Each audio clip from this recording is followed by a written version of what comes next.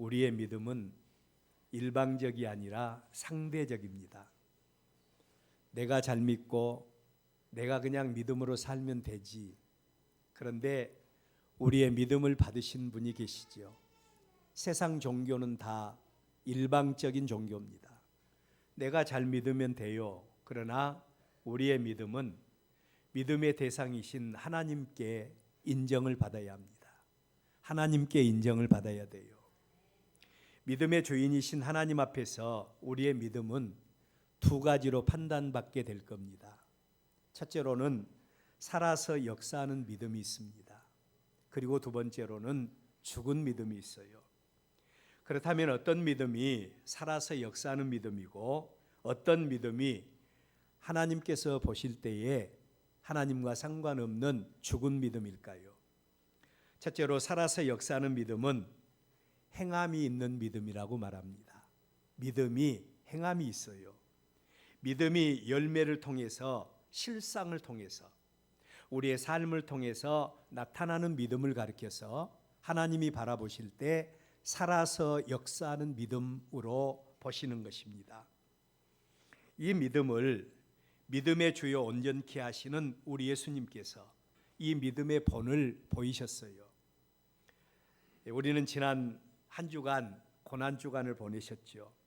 우리 예수님은 우리와는 달리 우리와 똑같은 사람의 몸을 입으셨지만 그러나 우리 예수님은 신성도 입으셔서 앞으로 그를 통해서 이루어질 모든 일들을 예수님은 다 내다보고 계셨다. 신적인 지식을 가지고 내다보고 계신 겁니다. 그래서 앞으로 그가 행하여야 할 일이 어떤 일인가를 누구보다 더 잘 알고 계셨다는 거예요. 사람의 몸을 입으셨기에 우리 예수님의 입장에서는 당연히 그 일이 나에게 예수님에게 임하지 않기를 원하셨습니다. 그래서 예수님은 이 일이 나에게서 자기에게서 지나가도록 하나님 앞에 기도하기 위해서 겟셋마네 동산을 찾으셨죠. 그리고 하나님 앞에 간절히 기도합니다. 우리 지난주에도 말씀드렸지만 하나님 앞에 드리는 기도는 묵상으로 드리는 기도가 아니었어요. 형식적으로 드리는 기도가 아니라 하나님 앞에 얼마나 마음을 짜서 기도했던지 땀방울이 뚝뚝뚝 떨어져서 핏방울같이 되도록 우리 예수님이 간절히 기도하셨다. 그런데 예수님의 그 기도와는 달리 하나님 아버지의 뜻은 예수님이 십자가 지는 것, 이게 하나님 아버지의 뜻이었다는 겁니다. 이러한 하나님 아버지의 뜻에 대해서 우리 예수님은 어떻게 반응을 합니까? 하나님 아버지의 뜻과 하나님의 계획 앞에서 예수님은 자기 자신을 온전히 드리는 순종하는 믿음의 본을 보이십니다. 하나님께서 영광 받으시는 믿음, 하나님 앞에서 살아서 역사하는 믿음은 이렇게 하나님의 뜻에 자기 자신을 쳐서 복종시키고 순종하는 믿음인 거예요. 그래서 순종이 제사보다 낫고 하나님의 말씀을 듣는 것이 순양의 기름보다 낫다라고 성경은 우리에게 말씀하십니다. 하나님이 바라보실 때 하나님의 거룩한 백성들의 믿음이 이렇게 순종하는 믿음을 통해서 하나님이 판단하실 때 살아 역사하는 믿음으로 보시는 겁니다. 두 번째로 죽은 믿음도 있다 그랬죠. 이 믿음은 믿음이 있다고 하면서도 행함이 없는 그런 믿음이에요. 많이 들어서 알고 있죠. 행함이 없는 믿음입니다. 그 중심에 하나님이 계신 것이 아니라 그 중심에 내가 살아서 역사하는 믿음. 하나님이 역사하는 게 아니라 거듭난 믿음이 아니라 내가 살아서 역사하는 믿음. 내가 중심이 된 믿음이에요. 이 믿음을 예수님 당시에 바리새인과 서기관들이 가지고 있었죠. 그들은 모두가 다 하나님의 말씀을 모르는 것이 아니라 하나님의 말씀에 대한 전문가들이 그들입니다. 하나님의 말씀에 대한 전문가들이었고 믿음의 주이신 하나님의 뜻이 무엇인가에 대해서 누구보다 더 잘 알고 있는 사람들이 그들입니다. 그럼에도 불구하고 그들의 마음속에는 뭐가 없었는고 하니 사랑이 없었어요. 사랑은 자기 자신을 비워서 믿음의 대상이 되신 하나님과 그리고 이웃을 위해서 자기 자신을 헌신하는 믿음의 능력을 가리켜서 사랑이라고 할 수 있어요. 그런데 그들에게는 하나님을 사랑하는 마음이 없으므로 하나님을 영화롭게 하는 믿음이 그들에게는 없었던 겁니다. 이웃을 사랑함으로 용서하고 이웃을 사랑함으로 배려하는 마음도 그들에게는 없었어요. 오직 그들에게 관심사는 하나님의 영광이나 이웃에게 있는 것이 아니라 자기에게 머물러 있는 것입니다. 어떻게 하면 사람들 앞에서 자기를 드러내게 할 것인가? 어떻게 하면 사람들에게 인정받을 것인가? 하는 이런 마음밖에 없었습니다. 이러한 믿음을 보신 우리 예수님, 우리의 믿음을 받으신 예수님께서 그들의 믿음에 대해서 평가하시기를 회칠하는 무덤이라 그랬어요. 외식하는 자들이라고 말씀을 하십니다. 오늘은 우리 주님의 부활주일입니다. 이 부활주일에 우리는 하나님 앞에서 드러나는 우리의 믿음, 인정받는 믿음을 위해서 먼저 하나님 앞에서 우리의 믿음이 혹은 내 믿음이 어떤 평가를 받을 수 있을까? 여러분, 우리는 하나님 앞에서 냉철하게 자기 자신을 만날 수 있는 이런 주일이 될 수 있기를 바랍니다. 다음으로 사람 편에서 우리의 믿음이 어떤 열매를 맺고 있는가? 사람들 앞에서 우리의 믿음이 어떤 열매로 나타나는가에 대해서도 우리는 냉철하게 자기 자신을 살필 수 있어야 합니다. 왜냐하면 오늘 우리가 읽은 본 말씀은 그 백성들에 대한 하나님의 기대감으로 가득 차 있습니다. 이 말씀이 기록되기 전에 한 사건이 있었어요. 그게 뭔고 하니 하나님의 징계와 하나님의 심판에 의해서 멸망받은 예루살렘 사건에 대한 그런 말씀이에요. 하나님의 기대에 미치지 못한 자들에게 하나님의 어떤 심판이 있는가, 이런 심판에 대해서 우리 예수님께서 말씀하신 다음에 이 비유의 말씀을 주신 거거든요. 이런 말씀들을 중심해서 우리가 이 시간 간절히 가져야 될 소원이 있다면 주인의 기쁨에, 하나님의 기쁨에 참여하는 믿음의 사람이 되자. 하나님의 기쁨에 참여하는 믿음이 어떤 믿음인가? 오늘 부활주일에 우리의 믿음을 보면서 이 말씀을 깊이 묵상할 수 있기를 바랍니다. 그렇다면 첫째로 하나님의 거룩한 백성으로 우리의 신분입니다. 하나님의 우리가 입술로는 주의 백성이라고 하고 우리는 또 입술로는 하나님의 백성이라고 하고 하나님을 우리 아버지라고 말하는데 과연 하나님의 말씀이 말하는 우리의 신분은 어떤 것인가? 성경은 인류의 최초의 조상인 아담과 하와가 하나님 앞에서 죄를 범했다고 말합니다. 우리의 믿음, 우리의 삶은 항상 선택이라 그러죠. 하나님을 선택할 것인가? 아니면 세상을 선택할 것인가? 나를 선택할 것인가? 아니면 하나님을 선택할 것인가? 우리의 믿음은 선택입니다. 하나님의 말씀인 성경은 인류의 최초의 조상인 아담과 하와가 죄를 범함으로 어떤 상태에 이르게 되었는가를 구체적으로 기록을 하고 있습니다. 죄로 인해서 사람들은 육체가 되어서 첫째로는 하나님을 잃어버렸다고 말합니다. 하나님을 잃어버렸어요. 그래서 죄가 간영한 사람들, 죄가 많은 사람일수록 그들의 마음속에 하나님이 없다고 말을 합니다.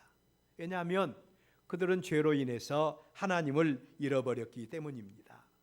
그것만 잃어버렸으면 괜찮은데 하나님이 어떤 분이에요? 하나님이 복의 근원 아니십니까? 하나님이 복의 뿌리 아니셔요? 그리고 하나님이 생명의 근원이십니다. 생명의 공급자이십니다. 그런데 그 하나님과의 사이가 죄로 말미암아 단절이 되어버렸다는 겁니다. 뿐만 아니라 죄의 저주로 인해서 땅도 저주를 받아서 사람들에게 수고와 고통만 안겨주게 되었다. 그 이전에 노동은 여러분 고통이 아니라 노동은 즐거움이었어요. 근데 죄를 범하는 순간에 사람들은 이마에 땀을 흘려야 됩니다. 그리고 수고와 고통을 해야 됩니다. 그래야 그 열매의 결실을 맺을 수 있도록 하신 겁니다. 혹시 삶 속에서 여러 가지 힘들고 어려운 일들이 있어요. 한 치 앞이 내다보지 못해서 불안합니까? 여러분, 이 문제 해결 방법은 이 세상에서의 어떤 방법도 없어요. 하나님과의 관계를 회복해야 됩니다. 하나님이 없는 사람들, 이런 사람들에게 이렇게 수고와 고통밖에 없습니다. 한마디로 하나님의 은혜가 없는 이 세상은 고해와 같은 세상이라고 말씀을 합니다. 이러한 세상에 대해서 사도 바울은 모든 사람이 죄를 범했음에 하나님의 영광에 이르지 못한다고 선포합니다. 죄의 싹은 사망뿐이라는 것입니다. 이런 우리에게 희망은 없습니다. 우리 모두 넓은 길 가다가 멸망당하고 넓은 길 가다가 영원한 지옥 형벌 받아야 할 우리들이어요. 그런데 이처럼 죄가 왕노릇한 세상, 어떤 희망도 찾아볼 수 없는 이 세상에 사랑의 하나님이 찾아와 주셨다는 겁니다. 사랑의 하나님이 찾아와 주시고 먼저 손 내밀어 주셨다고 성경은 우리에게 말씀을 하고 있죠. 이런 하나님의 행위를 신학적인 용어로는 하나님의 자기 계시라고 말합니다. 죄로 인해서 하나님을 잃어버리고 죄로 인해서 아무런 소망이 없는 사람들에게 하나님이 하나님 자신을 보여준 거예요. 이걸 계시라고 그럽니다. 뿐만 아니라 하나님의 주권적인 은혜라고도 말합니다. 그 하나님이 창세기 12장 1절에 보면 하나님께서 아브람이라고 하는 사람을 택하셔요. 그리고 언약의 말씀과 함께 순종하는 아브람에게 하나님이 친히 뭐라고 말씀하셨는고 하니 그 후손들을 우리 한번 따라서 해볼까요? 하나님의 포도원으로 삼겠다. 그게 바로 하나님께서 아브람에게 주신 축복이고 그 후손들에게 주신 축복이에요. 여러분, 여기서 우리가 기억할 말씀은 포도원이라고 하는 말씀이에요. 하나님의 포도원을 삼을 것을 약속합니다. 그리고 계속해서 그들의 하나님으로 관계해 주시기 위해서 하나님은 언약의 말씀을 주십니다. 그리고 하나님이 그들의 하나님이 되어 주셨고 하나님이 그들에게 복의 근원이 되어 주신 겁니다. 그 하나님께서 특별히 구약 성경에 보면 하나님의 포도원은 이스라엘 백성들을 지칭하는 고유 명사입니다. 그래서 이스라엘 우리는 다른 말로 하나님의 거룩한 백성이라고 말을 해요. 구별된 자들이라고 말합니다. 그런데 여러분, 여기서 우리가 하나 기억할 말씀이 있는데 아무리 하나님의 포도원이고 아무리 하나님의 백성이라고 해도 그 백성들이 하나님의 언약의 말씀을 듣고 그리고 하나님의 언약의 말씀에 대해서 순종하는 삶을 살 때 하나님은 그들의 하나님이 되어 주신다는 겁니다. 하나님의 말씀대로 순종하며 살 때 하나님은 그들의 하나님이 되어 주시고 그들에게 관계해 주시고 그들에게 복을 부어 주세요. 여러분, 구약 성경의 복은 물질과 연관이 돼요. 왜냐하면 우리의 그림자이기 때문에 하나님께서 주시는 복을 물질과 연관시켜서 하나님이 그 백성들에게 말씀하시고 관계해 주세요. 자, 그런데 그 하나님께서 하나님의 백성들이 믿음으로 살지 않고 하나님의 백성이라고 하면서도 하나님의 뜻대로 살지 아니할 때 그들에게 어떻게 역사하시는가? 간단하게 두 가지 샘플을 보여주십니다. 첫 번째 샘플이 이스라엘 백성의 마지막 사사 그리고 선지자요 제사장인 엘리 시대에 하나님의 백성들이 하나님의 영광에서 떠납니다. 제사장인 엘리의 아들들이 하나님의 영광에서 떠나요. 그리고 하나님의 이름을 망령되이 일컫습니다. 이때에 하나님께서 그 백성들, 그 포도원에게 하나님이 행하시는 역사가 있는데 전쟁을 통해서 그 백성들을 책망을 합니다. 전쟁을 통해서 그 백성들을 책망을 해요. 아니, 하나님의 백성이고 하나님의 포도원이고 하나님이 복 주시기 위해서 구별된 그 백성인데 왜 하나님이 전쟁을 통해서 그 백성에게 역사하십니까? 사랑하는 자에게 하나님은 징계를 하시는 겁니다. 하나님이 살아계시고 하나님이 복의 근원이시고 하나님이 생명의 근원이신 것을 보여주시기 위해서 하나님이 이렇게 하신 거예요. 전쟁을 통해서 이스라엘을 책망을 합니다. 그리고 하나님의 임재의 상징이 되는 법궤를 당시의 사탄 마귀를 상징하는 블레셋 사람들에게 빼앗겨 버리도록 역사를 한 것입니다. 자, 하나님의 포도원이 마땅히 하나님의 은혜와 하나님의 축복 가운데서 세상에서 빛과 소금의 직분을 감당하며 살아가야 할 하나님의 백성들이 하나님의 영광에서 떠날 때 하나님이 이렇게 역사를 하신다는 말씀이에요.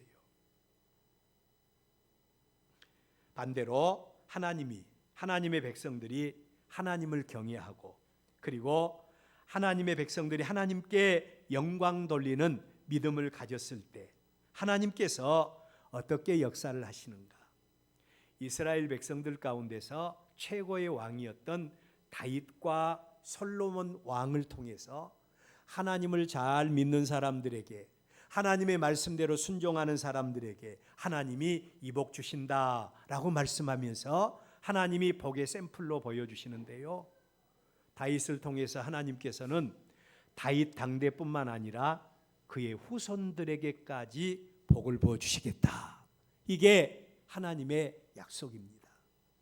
그의 자손 대대로 하나님의 은혜와 하나님의 축복이 끊이지 아니할 것에 대해서 말씀을 하세요. 뿐만 아니라 솔로몬 왕 시대에 가보면 하나님을 영화롭게 했더니 하나님께서 넘치는 복으로 역사를 해주시는데 세계의 모든 왕들이 솔로몬에게 물질과 세상의 재물들을 가지고 모여들기 시작합니다. 그리고 솔로몬 왕국에 그토록 귀한 금이나 그토록 귀한 백향목이 평지의 뽕나무와 같이 널릴 정도로 하나님께서 넘치는 복으로 역사해 주시는 모습을 볼 수가 있죠. 이 땅에 포도원으로 이 땅에 하나님의 영광을 드러내는 하나님의 계시의 기관으로 삼으신 이스라엘 하나님의 포도원, 그들이 하나님의 말씀대로 살 때 하나님이 복의 근원이신 하나님께서 이렇게 복을 부어주신다, 이 사실을 하나님이 솔로몬과 다윗을 통해서 보여주신 것입니다. 이게 바로 이 땅에 세워진 하나님의 포도원의 모습이에요. 그런데 여러분, 그 하나님께서 하나님의 포도원을 확장시키셨습니다. 하나님의 포도원을 확장시켰어요. 요한복음 3장 16절, 아까 집사님 한번 떼어보실랍니까? 우리 잘 아는 말씀인데 다 같이 한번 심차게 읽어봅니다. 시작. 하나님이 세상을 이처럼 사랑하사 독생자를 주셨으니 이는 그를 믿는 자마다 멸망하지 않고 영생을 얻게 하려 하심이라. 할렐루야. 여러분, 구약에서 하나님의 포도원이 아브라함의 후손인 이스라엘 백성들에게 국한되어 있었다면 신약에서 하나님의 포도원은 바로 독생자 예수님을 보내시고 그 예수 그리스도를 믿는 자들에게 하나님은 하나님의 자녀, 하나님의 포도원이 되게 하셨다고 하는 말씀입니다. 예수 믿는 모든 사람들을 하나님은 하나님의 포도원으로 삼으셨어요. 할렐루야. 여러분, 주 예수를 믿으라. 그리하면 너와 내 집이 구원을 얻을 것이라고 말씀을 하십니다. 예수 그리스도의 이름 외에 구원에 이르는 어떤 믿음도 하나님은 주신 적이 없다고 말합니다. 빌립보서 2장 10절, 하늘에 있는 자들과 땅에 있는 자들과 땅 아래에 있는 자들로 모든 무릎을 누구의 이름이에요? 예수의 이름에 꿇게 하셨다. 예수의 이름으로, 예수의 이름에 꿇게 하신 겁니다. 하나님이 세우신 포도원의 영역입니다. 하나님의 구원, 하나님의 생명, 하나님의 은혜, 하나님의 축복 가운데 이르기를 원하십니까? 그렇다면 우리는 예수 그리스도를 믿으면 됩니다. 그 안에 하나님의 포도원이, 하나님께서 이 땅에 세우신 포도원이 세워진 것입니다. 우리의 믿음을 희석시키고 우리의 믿음을 혼란케 하는 많은 사상들이 우리 주변에 많이 일어나고 있죠. 인본주의, 포스트 모더니즘, 이단과 사이비들이 그들입니다. 그들은 한결같이 예수 그리스도만이 포도원이 아니다, 그렇게 말해요.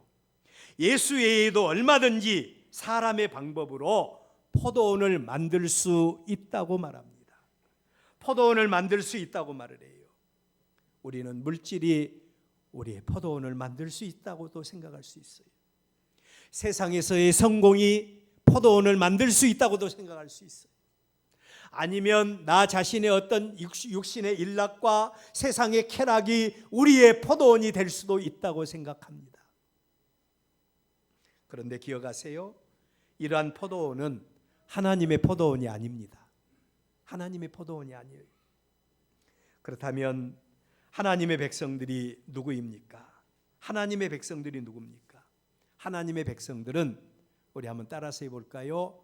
포도원에 심겨진 포도나무다. 하나님의 백성들은 포도원에 심겨진 포도나무인 것입니다. 이 포도원의 포도나무는 누가 심었는가 하니 하나님께서 직접 포도원의 포도나무 한 그루 한 그루를 택해서 하나님이 심으셨다는 거예요. 그 포도원에 심겨진 포도나무가 여러분들인 줄로 믿으시기를 바랍니다. 여러분 한 사람 한 사람을 하나님이 천에 하나 만에 하나 불러 택하신 줄로 믿으시기를 바랍니다. 우리 모두가 하나님의 포도나무예요. 그리고 하나님의 성령을 통해서 한 사람 한 사람에게 관계해 주시고 가꾸어 주신 겁니다. 이 모습이 예수 믿는 우리의 모습이에요. 그렇다면 하나님이 왜 이 땅에 그의 포도원을 만드십니까? 그리고 그 포도원에 왜 하나님이 무화과나무, 포도나무로 그의 백성을 심으셨을까요? 이 부분에 대한 묵상이 필요하겠죠. 바로 하나님의 사랑 때문입니다. 사랑의 하나님은 사람들이 죄로 인해서 멸망당하는 것, 죄로 인해서 지옥 형벌 받는 것, 하나님은 절대로 원치 않으세요. 우리는 성경을 보면서 항상 율법적으로 하나님을 이해하려고 하고 만나려고 할 때가 많아요. 율법의 하나님은 근엄하신 하나님, 죄에 대한 심판자 하나님, 재판장이신 하나님으로 우리에게 비춰지고 있죠. 그런데 여러분, 하나님은 사랑의 하나님이십니다. 히브리서 기자의 말대로 땅에 사는 모든 사람들은 죽음에 이르는 존재, 한 번 죽는 것은 사람에게 정해진 이치고 그 후에는 반드시 심판이 있을 것이라고 말씀을 합니다. 심판의 주인이신 하나님께서 그 백성들을 죄와 사망에서 구원하시기 위해서 포도원을 만드신 겁니다. 그리고 그 백성들을 구원하시고 그리고 또한 그들로 하여금 우리 한 사람 한 사람을 택하시고 부르셔서 포도원에 무화과나무, 포도나무로 저와 여러분을 심으셨다는 거예요. 우리의 신분이 얼마나 복 있는 신분입니까? 이 일을 위해서 하나님은 그의 아들 예수 그리스도를 이 땅에 보내신 겁니다. 그리고 우리가 믿지 못할 것 같으니까 예수님을 먼저 십자가에 못 박아 죽게 하신 다음에 사망 권세를 이기시고 부활하게 하심으로 이 세상은 나그네 길이야, 우리의 번약은 영원한 하나님의 나라가 있고 또한 이 세상 끝난 다음에 우리의 생명은 영원하다는 사실을 예수 그리스도의 부활을 통해서 우리에게 보여주신 줄로 믿습니다. 여러분, 우리의 생명이 이렇게 귀하고 복된 것입니다. 성도의 자존감과 성도에게 주어진 은혜의 신분을 기억하고 다시 한 번 더 우리의 믿음을 회복하는 여러분들 되시기를 바랍니다. 그렇다면 두 번째로 포도원 주인 되신 하나님께서 포도원에 직접 한 그루 한 그루 포도나무를 심으셨는데 그 백성들을 향하여 갖는 하나님의 기대감이 있다는 것입니다. 하나님의 기대감이 있어요. 우리의 본문 7절입니다. 우리 한번 읽어볼까요? 시작. 내가 3년을 와서 이 무화과 나무에서 열매를 구하되 얻지 못하니 찍어버리라. 어찌 땅만 버리게 하겠느냐. 아멘. 포도원을 가꾼 포도원 주인으로서 포도나무를 심으신 농부의 입장에서 하나님께서 포도원에 대해서, 포도나무에 대해서 보인 반응이에요. 여러분, 당연한 반응같이 보이지 않습니까? 농부이신 하나님이 포도원의 주인이고 그 백성들을 향하여 갖는 소원이 무엇인가에 대해서 분명하게 말씀을 하고 있는 것입니다. 농부이신 하나님, 우리를 천에 하나 만에 하나 택하신 그 하나님께서 우리에게 원하시는 것이 있다면 바로 열매라는 것입니다. 열매. 자, 그렇다면 여러분, 포도나무요 무화과 나무인 우리 성도들이 어떤 열매를 맺어야 되겠습니까? 오늘은 성찬 예식이 있기 때문에 간단하게 말씀을 드립니다. 여러분, 어떤 열매를 맺어야 되겠어요? 여기에 대한 분명한 답이 있어야 돼요. 그래야 사도 바울과 같이 우리의 믿음이 그냥 어정쩡한 믿음이 아니라 운동장에서 다름질하는 운동선수와 같이 부르심의 상을 위해서 최선의 삶을 살아갈 수가 있는 겁니다. 하나님이 우리를 왜 택하셨습니까? 첫째로는 하나님이 영광 받으시기 위해서 택하신 겁니다. 영광 받으시기 위해서 택하셨어요. 하나님이 천지를 창조하신 이유도 모든 피조물들을 통해서 영광과 존귀를 받으시기 위해서 하나님께서 천지를 창조하셨습니다. 그렇다면 우리가 그 일을 위해서, 우리가 열매 맺기 위해서 해야 할 일이 무엇이겠습니까? 모든 삶의 목적이 그리스도 안에서 거듭난 하나님의 백성답게 변해야 됩니다. 변해야 돼요. 그게 뭔고 하니, 이전에 우리의 삶은 삶의 목적이 나를 위해서 살았다면 이후에 우리의 삶은 하나님의 영광을 위해서 살아야 된다는 겁니다. 하나님의 영광을 위해서 살아야 돼요. 여러분, 가슴에 한번 손을 얹고 생각해 보세요. 나는 하나님의 거룩한 백성으로, 나는 하나님의 영광을 위한 목적으로 사는가, 나를 위해서 사는가? 여러분들 한번 깊이 묵상해 보시기를 바랍니다. 아직도 나 중심이라고 한다면 거듭난 피조물이라고 볼 수가 없습니다. 우리가 사는 것, 직장에서 일하는 것, 결혼해서 가정을 이루고 사는 것, 자녀를 양육하는 것, 모든 목적이 하나님의 영광이 되어져야 된다는 거예요. 직장에서 일할 때도 하나님의 영광이 아니라 세상 목적을 위해서 일한다면 얼마나 짜증나겠어요. 그런데 하나님이 나로 하여금 이 일을 하게 하셨다. 그 일이 귀한 일이든지 아니면 힘든 일이든지 하나님께서 나에게 이 일 주셨으니까 하나님의 영광을 위해서 섬기는 자세로 일한다면 얼마나 보람되겠습니까? 우리의 자녀들도 여러분들 잘 양육시켜서 출세시켜서 잘 살게 해야지. 우리 초대교회 성도들이 하나님 앞에 자녀들을 위해서 눈물로 기도했어요. 여러분, 우리 한국 이 나라를 지금 받들고 있는 사람들 가운데 예수 믿는 사람들이 참 많아요. 근데 문제는 그들이 성공했지만, 하나님의 은혜로 출세했지만, 문제는 삶의 목적이 변화되지 못하니까 하나님의 영광을 돌리는 것이 아니라 잘 먹고 잘 사는데 그들의 마음을 빼앗겨 버려요. 여러분, 물질이 많으면 믿음 생활 잘할 것 같죠? 어떤 통계에 보면 1인당 국민소득이 3만 불이 되면, 그러니까 1년 총 수입이 한 3,600 정도나 이렇게 되면 그때부터 사람들이 하나님의 교회에서 떠나기 시작한다는 겁니다.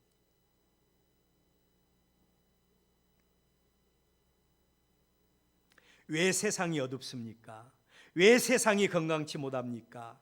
우리 시대에 우리의 자녀들의 결혼관, 그리고 왜 이 시대에 우리의 자녀관들이 무너지고 있습니까?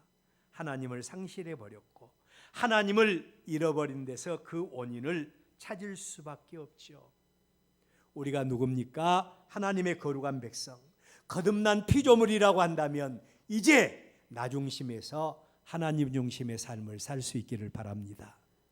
두 번째로, 하나님께서 우리를 택하시고 우리를 통해서 원하시는 열매가 있다면 세상에서 하나님의 뜻을 이루고 싶다. 하나님의 뜻을 이루고 싶다. 하나님께서 하나님의 뜻을 이루는 도구로 우리 모두를 택하셨다는 겁니다. 그러므로 죄로 인해서 어두워진 세상, 하나님을 잃어버린 세상, 이 세상을 구원하기 위해서 독생자 예수까지 아낌없이 내어주셨던 하나님을 생각하면서 하나님께서 이루시지 못한 일들을 우리가 채워드려야 됩니다. 사도 바울의 고백대로 그리스도의 남은 고난을 내가 채워드려야 되겠다. 저는 우리 엘베델 교회 성도들 어쩔 때는 참 존경해요. 전도를 하다 보면 그 많은 사람들 만나는데 예수 믿겠다는 사람이 별로 없어요. 근데 우리 한 사람 한 사람이 얼마나 소중합니까? 근데 조금 좀 아쉬운 것이 있다면 이제 우리가 변화돼야 되겠는데, 우리가 열매 맺어야 되겠는데, 하나님을 영화롭게 해야 되겠는데, 우리가 고난 주간에 어떤 모습으로 우리가 보냈는가, 또 우리가 하나님의 거룩한 백성으로 어떤 열매를 맺고 살고 있는가 생각해 보면 조금 좀 많이 부족하구나, 이런 걸 많이 느껴요. 오늘 새벽에도 기도하면서 하나님 책임감이 많이 듭니다. 성도들로 하여금 열매 맺게 해서 하나님을 영화롭게 하는 귀초의 백성으로 자라가게 해야 되는데, 내가 잘못 가르쳐서, 내가 설교 잘못해서, 내가 하나님 앞에 바로 서지 못해서 성도들이 열매 맺지 못하고 있지는 않습니까? 그런 기도를 드린 적이 있습니다.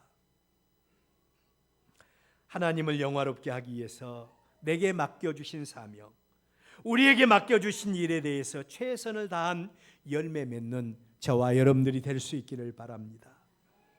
사망 권세 이기시고 부활하신 부활주일, 부활의 기쁨도 죽음이 없이는 절대로 있을 수가 없는 것입니다.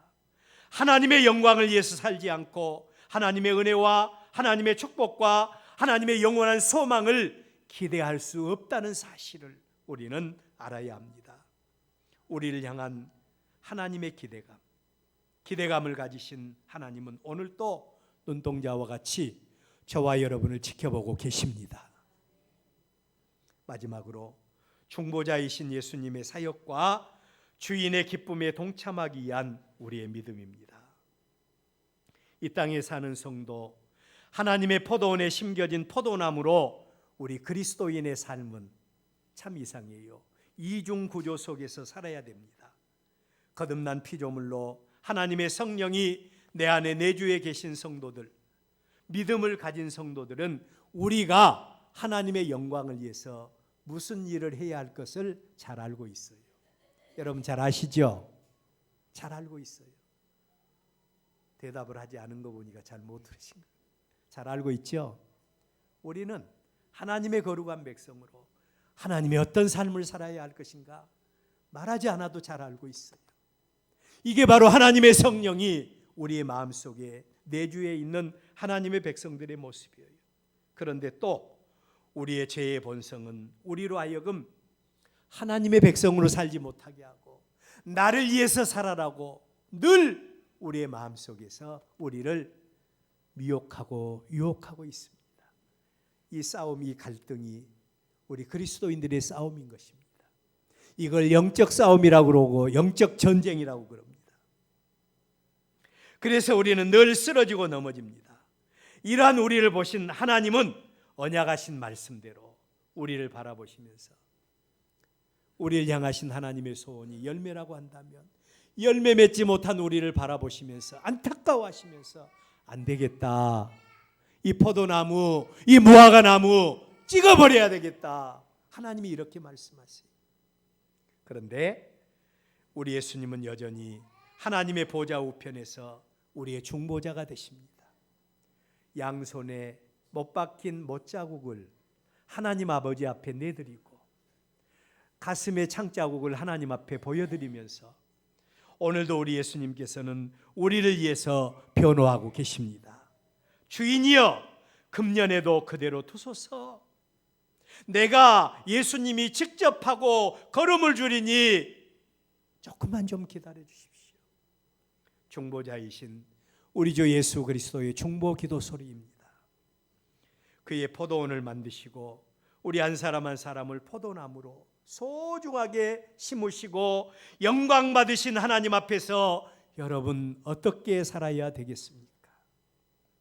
이 부활주일에 우리의 다짐이 있어야 되겠어요. 믿음의 모양만이 아닌 살아서 역사하는 믿음으로 하나님을 영화롭게 하는 사람이 돼야 되겠다. 이 결심이 우리의 결심이 되시기를 바랍니다. 믿음의 열매 맺는 믿음으로 하나님의 기쁨이 돼야 되겠다고 하는 이 결심으로 지금부터라도, 그리스도인들은 항상 지금이 중요합니다. 지금부터라도 하나님 나라와 하나님의 교회가 아름답게 세워질 수 있도록 하나님 나를 하나님의 도구로 사용하여 주소서. 하나님의 미랄 되겠습니다. 우리 모두를 바라보면서 하는 말씀이 아니라 우리 한 사람 한 사람이 하나님의 귀한 열매 맺는 여러분들 되시기를 주의 이름으로 축원합니다.